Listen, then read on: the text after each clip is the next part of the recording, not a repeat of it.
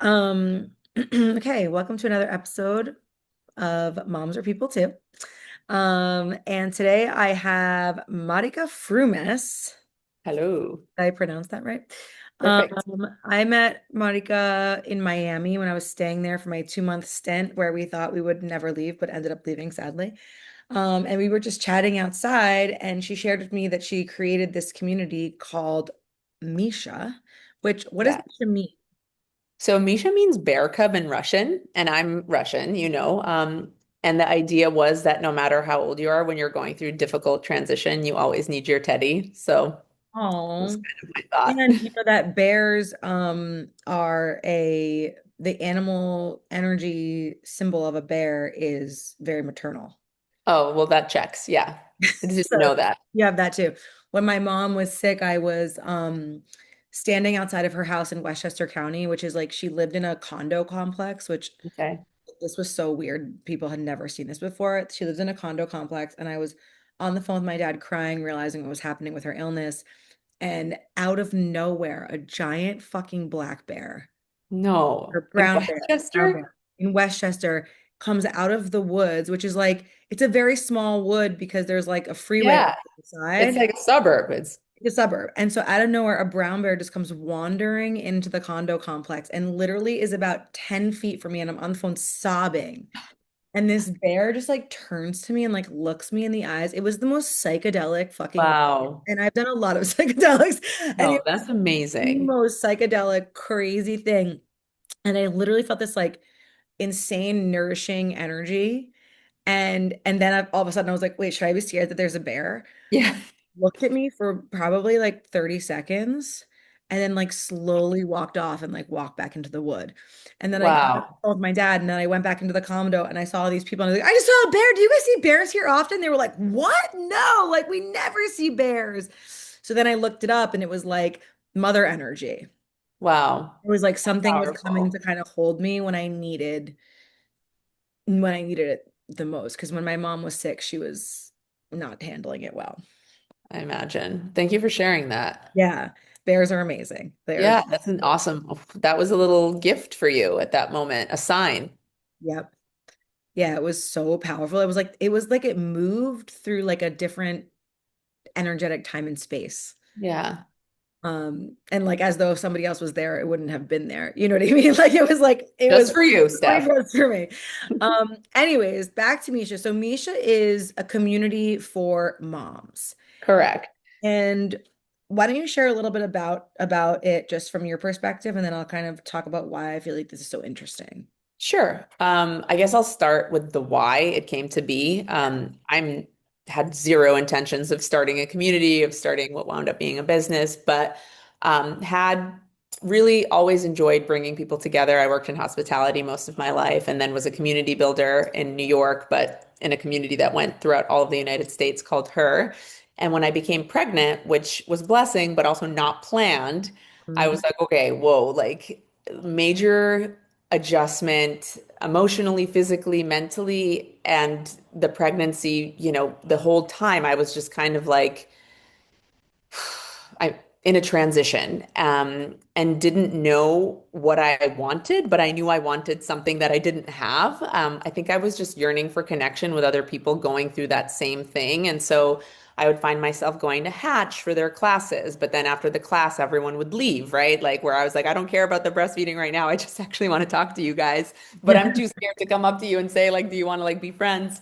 I would go to the workout classes for pregnant moms, but again, like everyone would leave. And so right as I was delivering, I was thinking, okay, this village that everyone speaks of, I don't have it and it feels dire right now. So I'm just going to try to create it for myself in this last week before I go into this unknown. And so, like a good millennial, I went on Facebook and I said, is anyone delivering in Jan or Feb of 2020?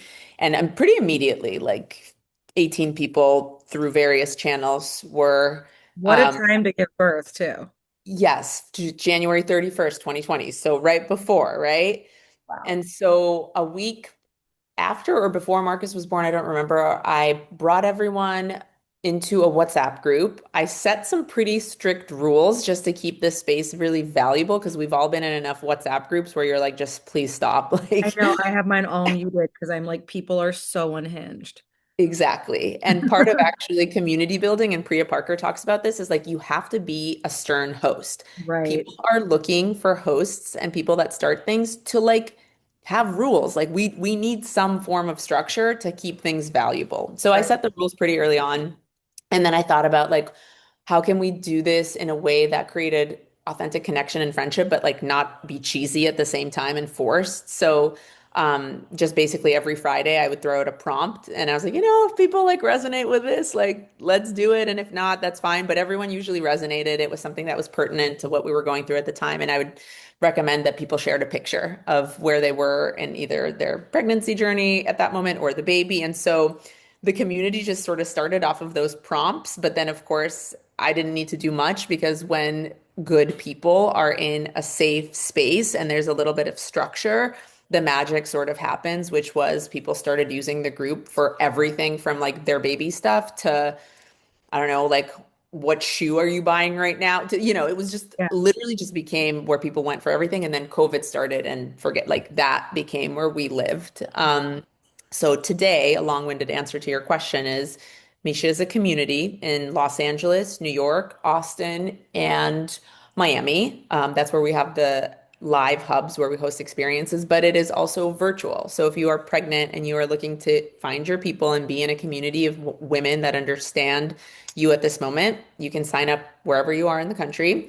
And in the four cities that we operate throughout, the year for events, that's a much deeper, like actual community forward experience. And I would say it's for women who are really into growth, are into continuing to nourish their own souls, where we don't lose ourselves in the baby. Because if a mom continues to water her garden, and continues to like listen to her soul, the family can just benefit from her taking care of herself. And I think as moms, that's definitely an area of improvement. And so I see Misha as at least the vehicle that I bring into the world to kind of like be outsourced community and self-care in one I for mean, women, for moms. so important.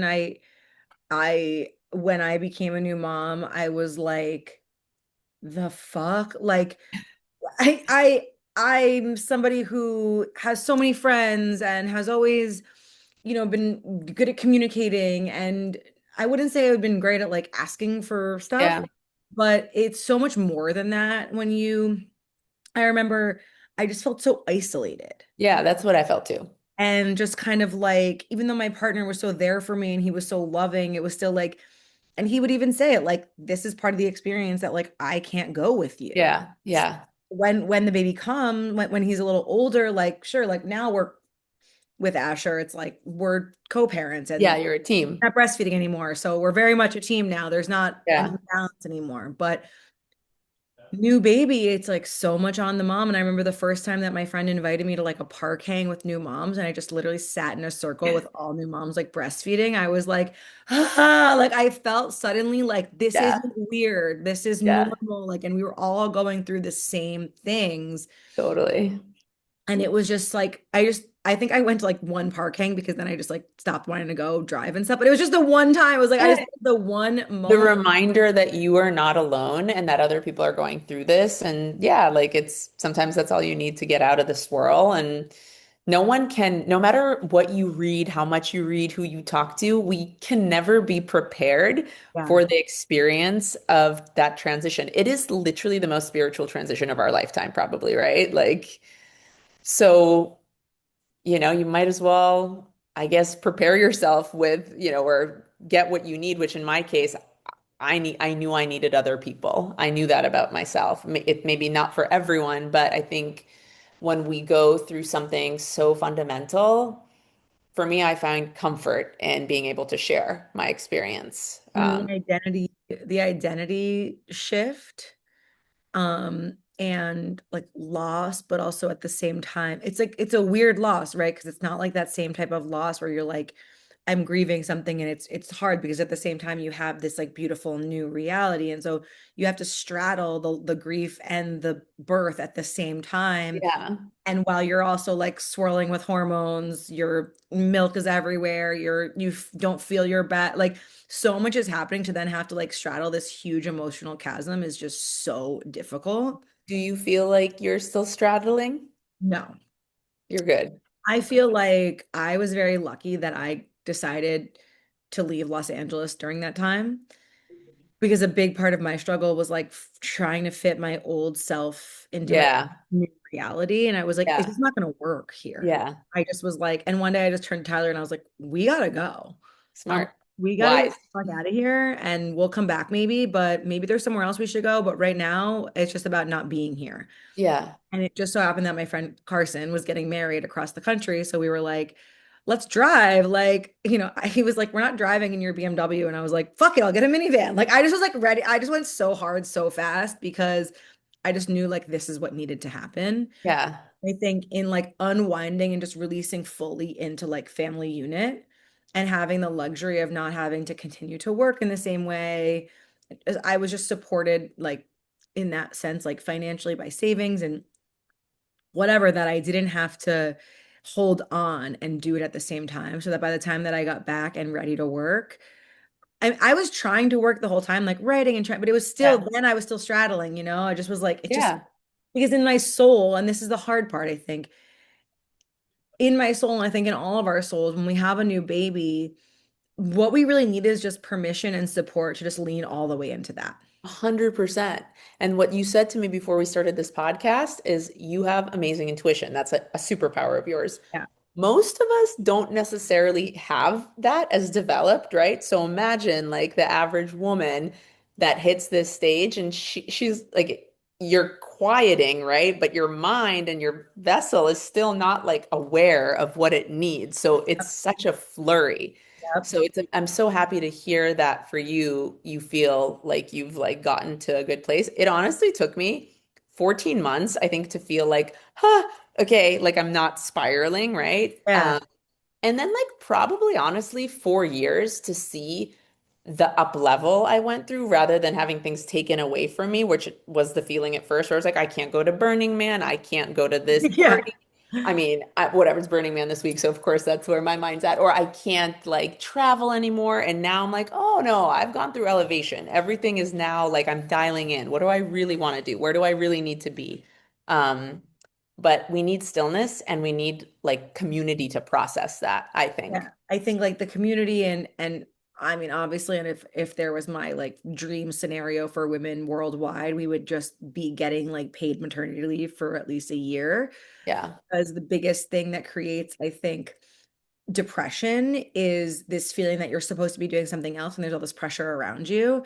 And so the depression is really the dissonance of where you are and where you think you're supposed to be. Yeah. And also the isolation of not having people to talk to, realizing that the hormone drops and the just looking at your baby and sobbing and all these things that happen are just normal things that happen. Yeah. And there's nothing wrong with you. You're not broken because you feel confused or lost. Or I remember the first time I tried to go outside, we went for a ride with Asher and I was spun like in the real world. Like my nervous system was so fucking overwhelmed. I was just sobbing. I got back and I'm like, I just want to be with my baby. And like I was like, and then Tyler was in the other room and in my head, I wanted him to like give me a back massage, but he was just trying to like give me space. And then I'm like, care. Like it turned into this whole crazy, and I'm not like that. I'm not like emotionally unhinged in my relationship. I'm very like, I take care of myself. I don't act like that. Yeah. So it was very out of character. But it was all because didn't know where to land with Yeah. self. And Yeah. that's why I think what you've done is so important because it's an evolving journey. And if you Yes. continue to grow with other people on that same path, that becomes your norm, not Yeah. what you had And before. also, like, I think, at least for someone that had a very formed identity, I think I became a mom when I was 36, right? So I'd like really worked hard on becoming like the person you go to for restaurant recommendations, knowing all the hot stuff that, like that was my identity, right? I was like in the mix, knew what was going on. And then all of a sudden to have to shift away from that into something new, um, again, like it feels like a loss, but when you're with a group of people that are also shifting, you're actually like, oh no, no, we're actually like we just got access to this club. Like Yeah. that's, it's like no one talks about that part of it where moms are just like, you don't need to know each other, but you are going to take care of each other like you've not been taken care of, but like these random acts of kindness and understanding. And I think I see motherhood, of course, for some of the challenges, but also really like creating Misha as a place for celebration and being like, yo, like this is like, don't worry, it's a little crunchy right now in the first 6 months of postpartum. We got that part with all the resources and with this group of women that you're at, but like then when you're starting to get back to a little bit of flow, like you're entering this like universe of possibility that you just did not have before. And that's through cultivating just like personal growth and bringing interesting people from the community to teach each other, like a space for women to evolve together. We're so tribal, at the end of the day, we're so tribal and we've lost some of that. And these days we have to use marketing to make it cute, like Misha has great marketing, but at the end of the day, I'm like, yo, we're like trying to sit around a fire and like connect. Totally. Right? That's Like, what we're this is what doing. it's meant to be. I mean, that's why we are so, this is why moms are so depressed and why does feel so hard. Like, I look back on the first part of mine and Tyler's experience, and we're like, we did it by ourselves. Yeah. Like, that is so demented. Like, that is not supposed to be how it is. Yeah. I know. So many people are in that position. Live in village. Like, even my dad's generation, which is just one generation above, he grew up with his entire family around him. Like, Yeah. within 6 blocks, 25 people that he was related to lived near, and so just the fact that that doesn't exist, and then we're like wondering why we need to hire help or if you can't afford it, it's so challenging. And that's why, Yeah. like, having mom friends, like, it was my mom friends who came over and like did my dishes, cooked for me. Like, they who went through it understood that that's what's needed. And I started feeling guilty, like, oh my God, I've had friends who had babies and I didn't do any of this because Right. I had We no figure that fucking out too.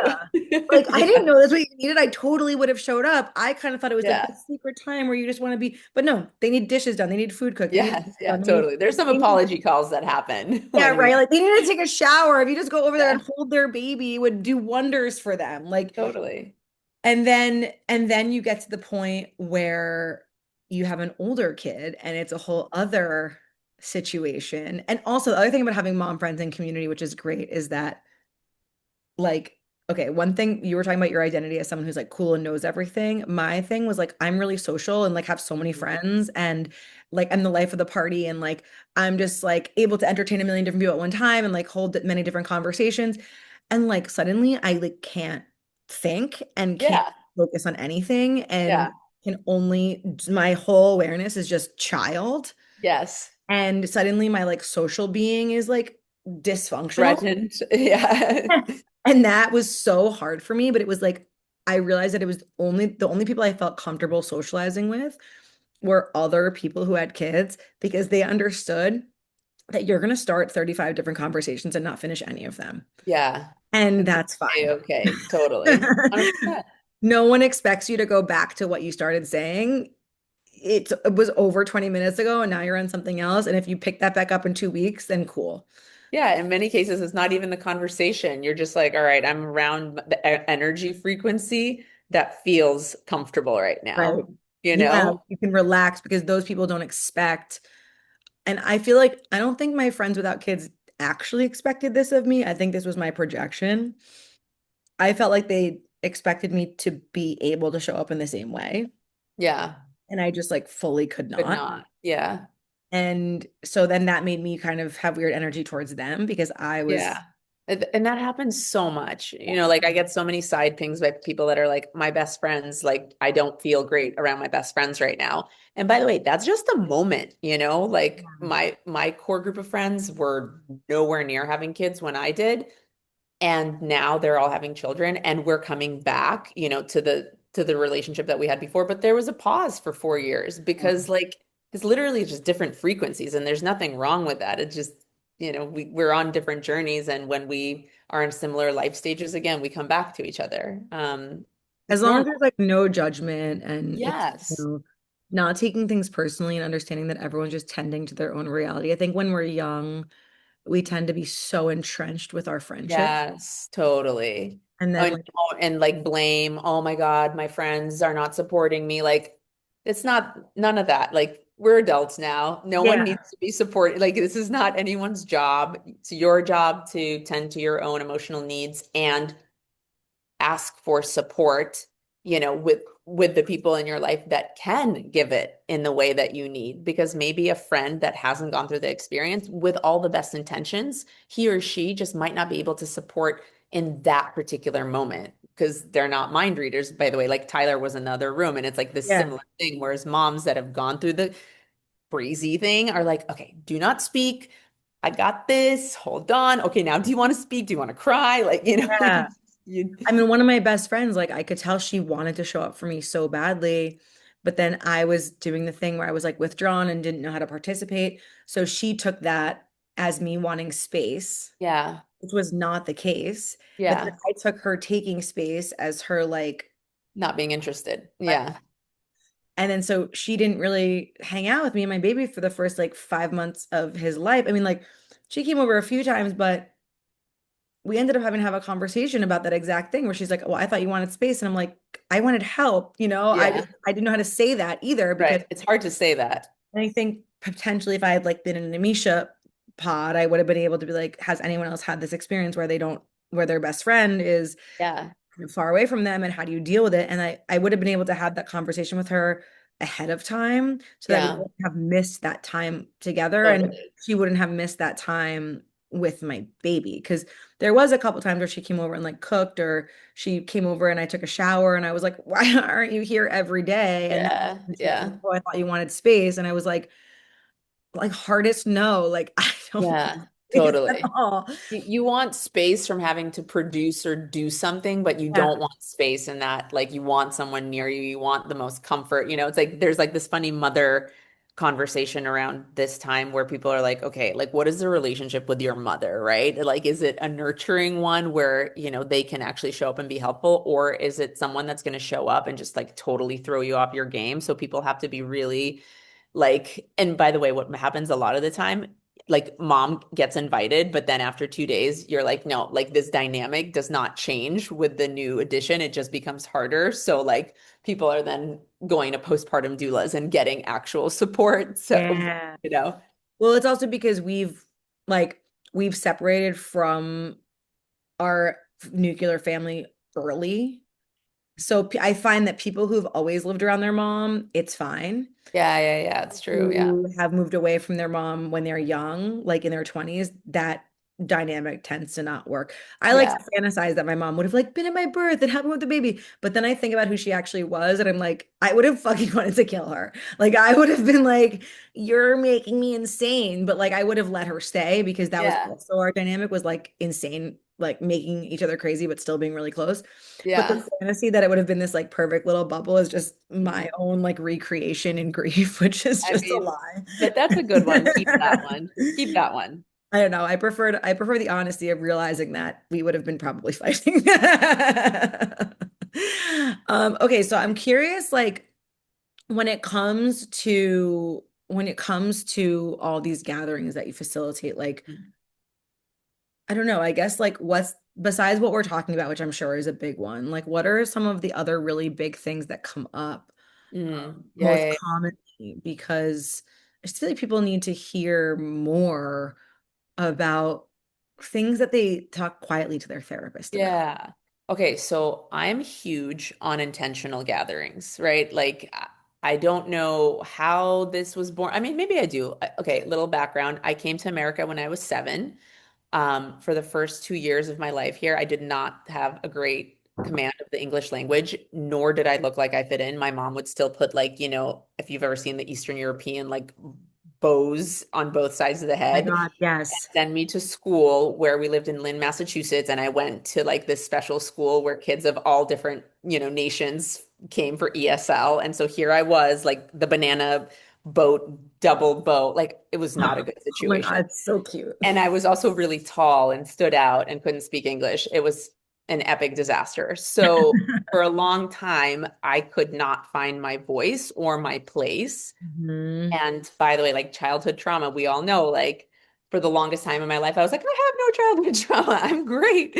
And then Yeah. I'm in my mid 30s and my career is literally bringing people together and being like, okay, how are you really? And like you have to reflect back on that and being like, how did we get here? And only in Yeah. my mid 30s, I was like, oh my God, I'm like healing myself through Yeah. this creation because for me, what's super important with every gathering, yeah, okay, you're gonna walk out with a great gift bag. It's gonna be like beautiful. There's flowers on the table. I don't give a shit about that stuff. That's just like marketing, right? Yeah. What my intention with every gathering is looking at that guest list. And by the way, being very intentional with the guest list as often as I can for especially like, is this gathering for moms in their first 6 months of motherhood because the energy there is going to be very different than if we're, even 1 year out. So creating a space that energetically feels safe, energetically, first of all, for the women in that room. Mhm. And then putting out a prompt, which we always do. That's like kind of the Misha signature. Like there's nothing left. I mean, plenty's left to chance, but we try to architect an experience to give people an experience, right? And when, by the way, there's 25 women at a table, I do not take that for granted. I think that is a gift. And so if we don't create some sort of intentionality and not allow everyone to share their wisdom or their gifts, like we've squandered an opportunity. So I really, we design with trying to give everyone a chance to connect on a prompt. And a lot of what we do with a prompt is what is your ask, right? Or how are you really? And to answer your question, what I noticed with the what is your ask? I mean, and I've been doing this for many years at this point, just before Misha as well, another community that I ran. No matter how successful, confident, whatever the woman is, she will really struggle putting out an ask. Of course. When the ask is like real and vulnerable and actually personal, and that will be way more of a struggle than if it's professional. Professional, we're much better.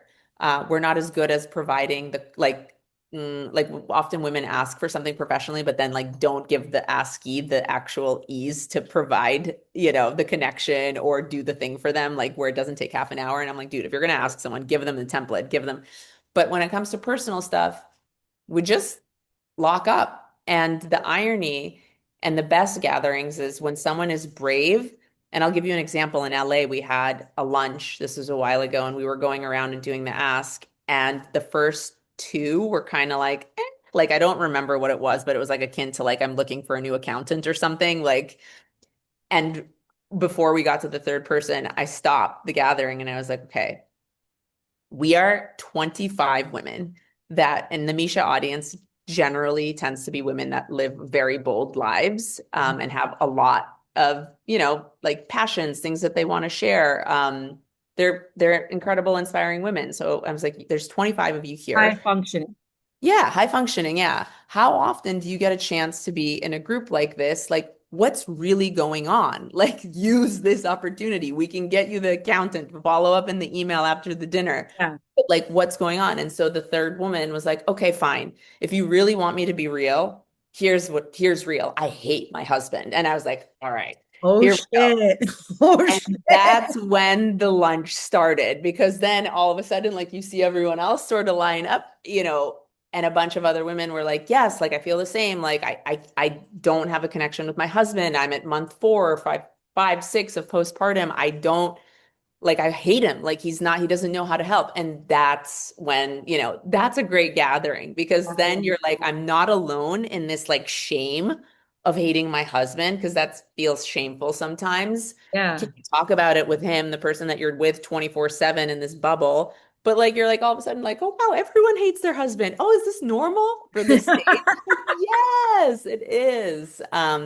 So it's moments like that that I'm like, okay, like yes, like I don't want anyone to hate their husband, but we are sharing an Well, experience. just the fact of like it's such a deep, vulnerable, scary thing to admit, and you're opening a safe space for things of that nature or any other thing like that to Yeah. surface. Uh, Yeah.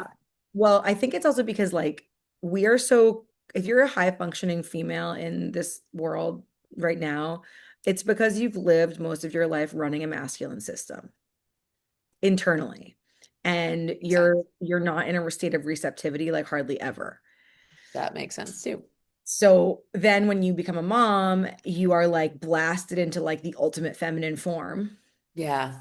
And even pregnancy, you can kind of like deny it in a way. Like Yeah. I definitely, Yeah. I was like, oh, this burden. Like I'm pregnant again. I'm doing it again. I'm like this fucking burden of pregnancy. Like I'm not like one of these people who's like, I'm in my divine feminine when I'm pregnant. I'm like, I'm in my divine potato. Like I do not Yeah. feel that level of like, but then giving birth and having a Yeah. baby, that's when I came into, oh, this is what like my period was. Like finally I started understanding what being a woman like really was for, Yeah.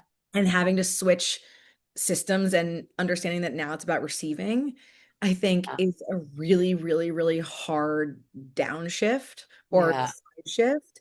And so then to be like, and I need stuff and that I can't provide for myself or go get is a really, really hard new space to be in. Yeah. It's not like suddenly you can just ask for stuff. It's like you have to like go through a process of deprogramming.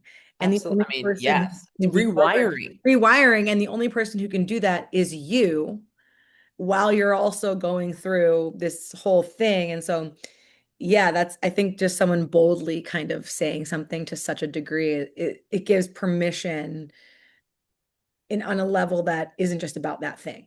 Yeah. And like, something I think about, like when we actually have time to break off from our units, right? And go off into the world and collect or connect socially with our friends, like I started to notice that those gatherings weren't as soulful for me as Mhm. they were before. Like I was sharing a little bit earlier with the Yeah. frequency where I was like, like I'm walking away, like not necessarily feeling like my cup has been filled. It's like felt like we exchanged some information on like what's going on in your life, where are you going, da, da, da. Like it's like details being exchanged, but like Yeah. not going into more like how are you really? Like can we like connect on that stuff? So I would just love to share with anyone that's listening, whether you're a mom or not a mom, like we are all in such a moment of, I don't know, Steph, you have a better word for it. Like it is not smooth for most people right now. Well, we're completely entering a new reality than we've ever been in. And Yes. we're transitioning from like, I know this sounds so whatever, it's like old world to new world. We are like the bridge that's holding this energetic space. And so, yeah, it's like this high-minded ideal, but the reality fragments into our own existence and we have to deal with the details. And it's fucking messy and it's hard. Way better said than I would have said it. But yeah. So, okay, we're in that. Yeah. So then we still show up to brunch and Yep. like chat about how our week was. And Right. I'm like, okay, let's maybe start with that as a warm up, but then be the friend that's like, guys, do you want to try something new? I heard this podcast and the lady said that maybe we should be a little bit more intentional. So let's do a prompt. Like Yeah. maybe, Let's talk how are about you really? prompts. Yes, like I'm so, look, it's not about the prompt, but I'm gonna wave the prompt flag because we can all understand that. And just having, and not everyone knows what it means to have a bit more intentionality, right? That's like not necessarily clear unless you are maybe an event designer, a community builder, or like think about this all the time. And so I really just want to share the message for you to feel this type of connection. You don't need a Misha. You have your pod, you have your people, but often you're left wanting deeper connection because no one's initiating a deeper conversation. So like the how are you really is a great one, or I love what is your ask right now? Like what really like is going on for you that you want to ask for something for? And if we gathered with that, you will notice, I recommend trying it. Like everyone will leave that brunch being like, wow, like I got my nutrients, I got like my soul food, and like I learned so much because my friends are so much more dimensional than, we're used to them being. By the way, I don't know if you know this, like in business, they say that your friend group is the least likely to create business success for you because they're so used to you and your gifts and success. It's always like the acquaintance level or like the community level or like the network level that's going to propel you forward. And I think these types of conversations with friends can serve as more of like, oh my God, my friend Steph is like insane. Like she should talk to so and so about that's Totally. looking to hire this person. Yeah, just create a little bit more connection. It's That so the true. world It's like needs more people in your connection. immediate circle can't see you clearly necessarily. I used to get so frustrated with my brother about this because we're like in the same industry, and I had a TV show at one point that I wanted his help with, and it ended up getting produced by his company, but it was because his friend said Yeah. so. And I Yeah. was like, how come your friend sees it and you don't? He's like, well, you're Yeah. just my sister, so of course you're funny. And I'm like, but your sister needs to work, bitch. Like, Yes. and but it's because he took it for granted. Yeah. And it's exactly what you're saying. We do the same thing with our friends, is that we just know them so well that, and you also assume that if someone's not sharing that they need something, then they don't, which Right. isn't true. Right, exactly. Like think about yourself when you're really in it. Like last week I told you I had literally one of the worst weeks of my life. Like not trying to, overstate it, but it was bad. And I kept thinking, like, do I go in my BFF group? We have a chat. Do I share this? And I was like, God, this feels too Herculean. Like, I'm going to put it in there, and then each of them is going to get in touch with me, like, not necessarily on a call, and I'm going to be like doing messages, and I don't have the energy for it. So, you know what? I went on Instagram instead, and I was like, hi. I just had like the worst week, and I feel like sharing this with someone, not because I want to talk about it, but because I want resonance, frequency. Like, are you also having a bad week? I bet you are, because we're all going through this crazy experience of how you just described it. And it felt really nice because I didn't have to have a conversation, but so many people wrote in, Yeah, yeah, yeah, you yeah, know, yeah. and we're Yeah. like, this, and these gifts appeared. Like I told you that ticket to the seminar. But yeah, just again, like intentionality.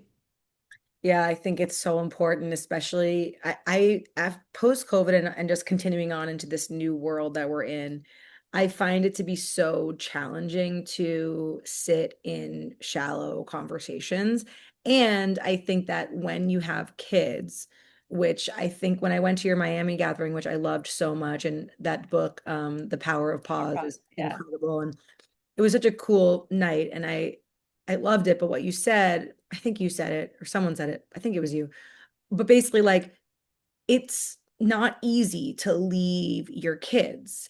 And Yeah. it's how we used to be just childless and I'm on the way, I'm over here. And you don't really think as much about how you use your energy because you kind of have like an endless, I mean, well, it Yeah. gets tired, obviously, but you're not leaving anything behind to go socialize. And so Yeah. when you have children to go socialize feels like you want it to be intentional, you want it to be meaningful. Yeah. But if it's not, then it's not worth leaving for. Totally. Like, I feel like I have such a responsibility every time I conceptualize a gathering where I'm like, okay, I'm asking for a gift for these women to leave their families, their homes, their, like free time. This better nourish them. Like, Yeah, I love adding a gift bag because I also love nourishing someone in that little way too, where you're like, oh, yay, like I got, yeah, having a healthy meal, like a holistic experience where all of the touch points that we as humans, women need to feel that sense of like, like someone took care of me tonight. I yeah, try to do that anytime we create a gathering. And it doesn't matter. Like, even if it's a yoga class, I'm like, okay, what are we doing to like offer a lens? Like, how are we speaking, not just moving? Like, we have to have a speaking component where people can share. Because that's at least how I feel like if I leave my home and go to an amazing experience, like, I'm so, so grateful for other intentional community builders or gatherers. And so, yeah, I try to do that for my community too. I mean, I think you're doing it so well. So they're in New York, Miami. Austin. Right. So how do people get involved and what does that look like? Yeah, people often ask, like, do I have to be pregnant to join? You do not if you are in LA, Austin, Miami, and Los Angeles. You can join at any level because we have these local pods, which means that you're plugged into a local ecosystem and you are going to become very close with the people in your immediate neighborhoods. By the way, like in New York and LA, it's like Tribeca, Upper East Side, like you're literally clumped into a neighborhood and then you plug into the Misha ecosystem, which lives in WhatsApp and is divided on different topic threads from everything from like holistic health to travel. And travel is really fun too because we have a bunch of house swaps that happen Oh, because you that's have people all over the great. country. I love Yes, that. it's really cool, that part of it. And then if you are pregnant, I would say that is like really the moment Misha is life changing, because how we recover postpartum can really make or break our health mentally and physically. And so being in a supportive group, I think is probably the most important thing you can do for you more than that snoo, the Duna, like all the things that people really like spend the money on, but are like, Oh, oh, fuck the like snoo. I hate that thing. yeah, that they're not having a good moment. If people are figure out that that's probably not a good Not idea, good for your baby. like, is this good? No, I don't think No. that's good. But yeah, just investing in yourself, right? Like I started to think of it like I'm like, oh, this is like you outsource cleaning or cooking, like you're outsourcing community to make sure you don't miss it because that's the first thing that goes out the window when you are all these new responsibilities and you're like, I'm just like overwhelmed. I don't have energy to create anything for myself or make dinner plans or whatever, but that's actually what you need the most. So postpartum, really like if anyone is pregnant, don't skimp on yourself in that regard. Set up your village and also consider, at least in Misha land, we launch our pods at least 1 month before you deliver. So, like, what we see, which is so annoying on many fronts, is like people come in at month 2 postpartum because they're like, oh gosh, like this is not what I was expecting.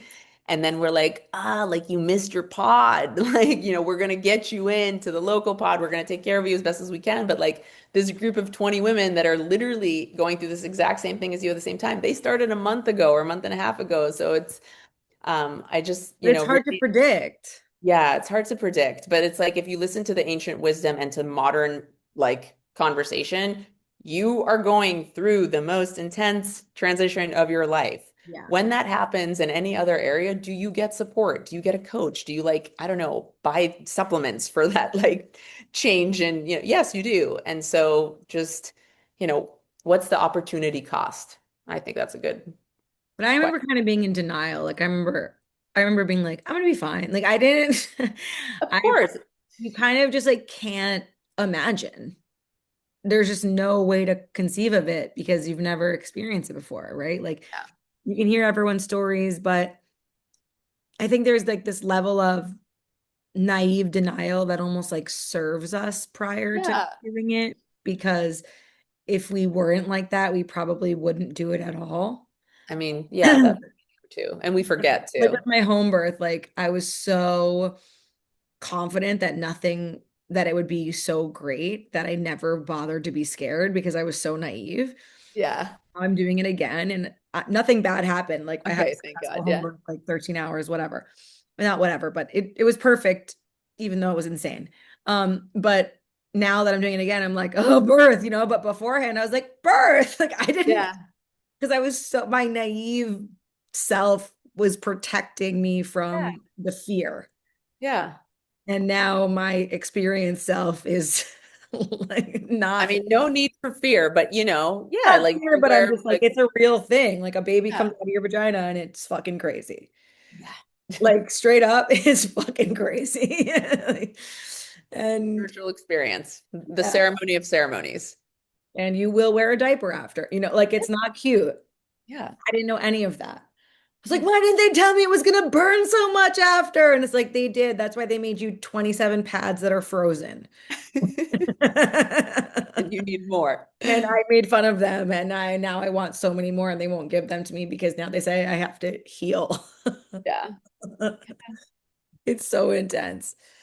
Okay, so I feel like we're getting to the closing part of this conversation. I really hope that people look into Tamisha and get involved because it really is so important. I think we're also moving into an era where we realize that community is so important because we've kind of neglected it for the past portion of time. We've just been like so radically individual and We were even talking about how, our families are separated from our elders, and we've created We're these all over the country. We don't even like, we're not near our families a lot of the times. yeah, and we've just created these situations where we kind of have neglected community and in just so many different ways, whether it's emotional support, physical support. We are moving into a time where you live and who you kind of surround yourself with is more important than ever, Yeah, not only for support, but for shared values, absolutely. for building the world that we want to build. The part of what's so difficult right now is that the world that we knew it is fucking crumbling before our eyes. Every system is failing.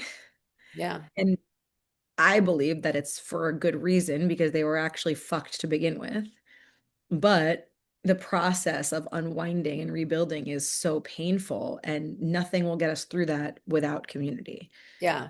So, especially in these vulnerable times, Yeah. it's really, really important. I hope to see more, like for me, I need to feel part of other people's communities in order to feed my community, right? Because we all get inspiration and a sense of place from different things. And as community builders or like comedians, et cetera, like you need energy in order to really give a lot of energy.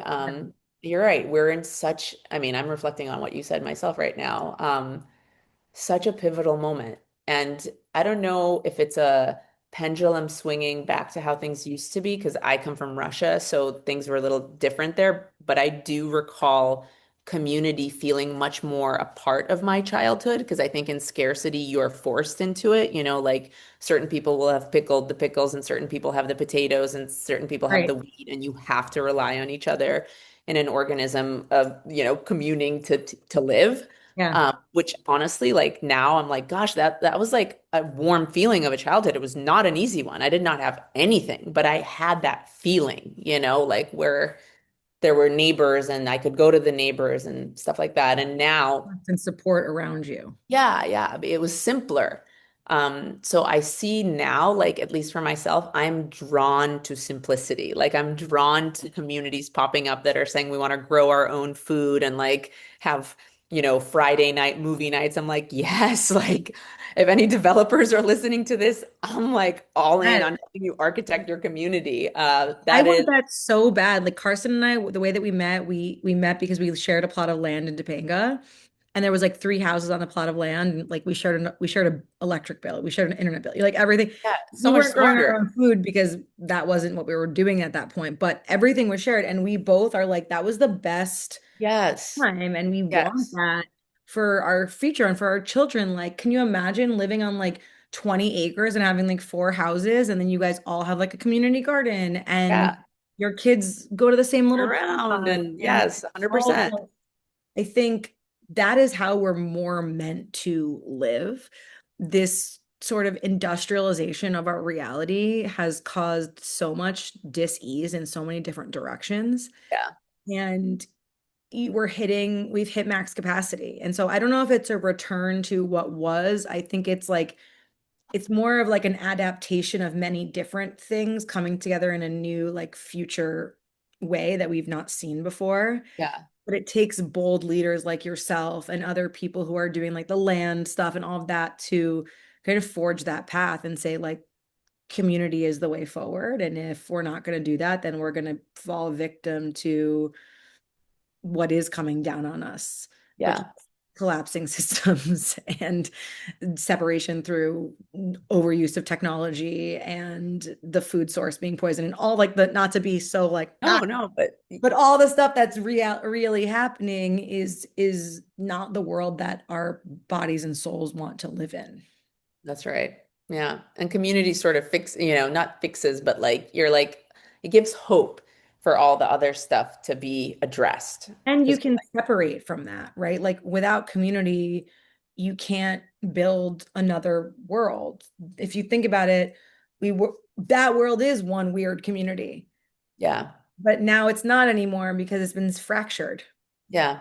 by so many different things. Yeah. Yeah. Yeah. The only way forward is to do that in a new way that's actually like symbiotic and I mean, I talk about this a lot with my friend Danny. We do our little Substack chat. We have notes every week. And I think the thing that's sort of like the nucleus of that conversation is values Yeah. and sharing values, and how sharing values and creating community is the way that we build this, whatever the new world will be. We'll be really old by the time it even gets its footing, but at least our kids will have an idea of where they're going. Like, let's go more developer community leaders, like some, Yeah, yeah, like, like are you for the guys land. listening? We're looking for 20 acres. Totally. 100%. It's my next project. I'm Yeah, putting it out there right now. I'll be there. Yeah, might have to leave California. Can't afford anything there, but I know. North Fork. North Fork, that's where it's about. I want to leave California. I mean, Northern California, is a lot of land up there. And I do feel like, there's this whole thing with like the farm. Um, there's this girl on Substack that I follow, Alexandra Fasulo, and she's always educating people on basically like farmers are aging out of being able Mm. to farm. So there's this like, I gotta find the real name for it. But basically you can buy farmland for very Yeah. cheap in America if you commit to actually farming on the land. Okay. Yeah, And that makes sense. you need people to farm, Tend to the land. Yeah, yeah, yeah. which Yeah. I'm also just obsessed with because it just shows that like, yeah, AI is not gonna like sustain your stomach.